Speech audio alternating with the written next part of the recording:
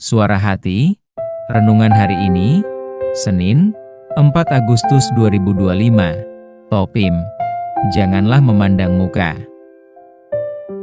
Dan jangan lupa saudaraku, untuk membagikan renungan ini kepada orang lain, agar mereka juga mendapatkan kekuatan rohani di dalam Tuhan. Kiranya saudara diberkati oleh Tuhan kita.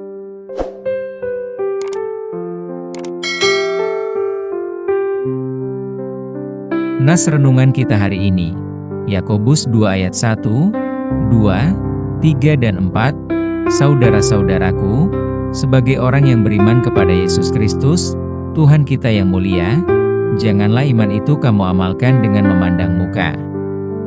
Sebab, jika ada seorang masuk ke dalam kumpulanmu dengan memakai cincin emas dan pakaian indah dan datang juga seorang miskin ke situ dengan memakai pakaian buruk, dan kamu menghormati orang yang berpakaian indah itu dan berkata kepadanya, silakan Tuhan duduk di tempat yang baik ini.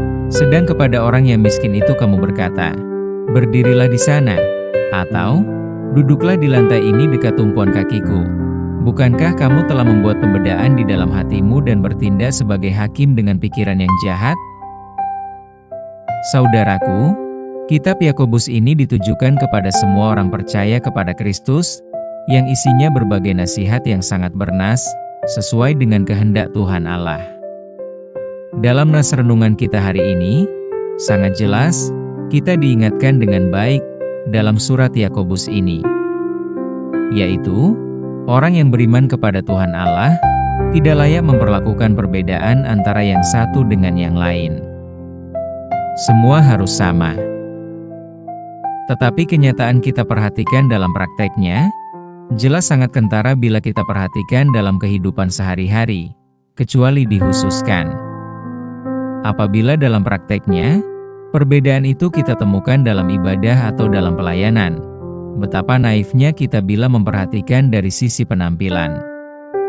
Sebab, jika ada seorang masuk ke dalam kumpulanmu dengan memakai cincin emas dan pakaian indah dan datang juga seorang miskin ke situ dengan memakai pakaian buruk, dan kamu menghormati orang yang berpakaian indah itu dan berkata kepadanya, silakan Tuhan duduk di tempat yang baik ini. Sedang kepada orang yang miskin itu kamu berkata, berdirilah di sana, atau duduklah di lantai ini dekat tumpuan kakiku.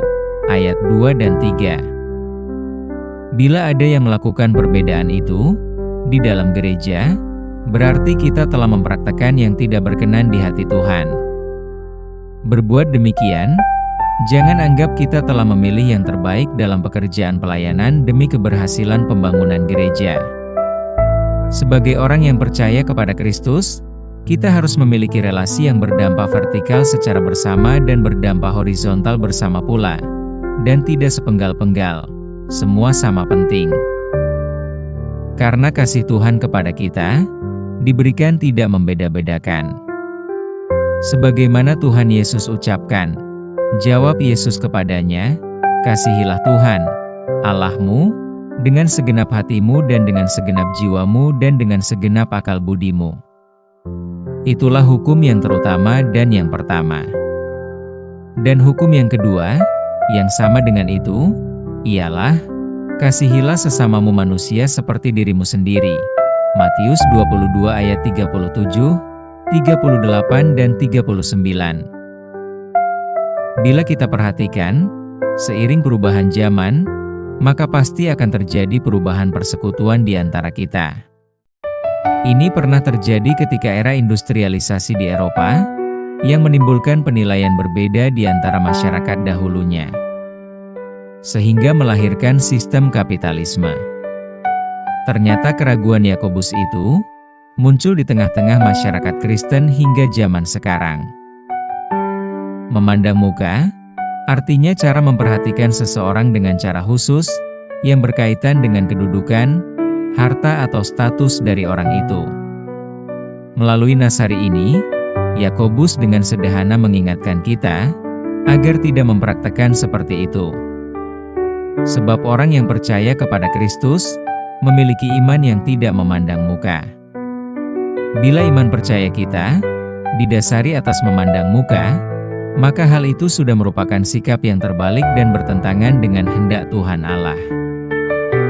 Saudaraku, Dewasa ini banyak orang dan bahkan mereka yang menganggap hamba Tuhan, selalu berkeinginan memuji seseorang.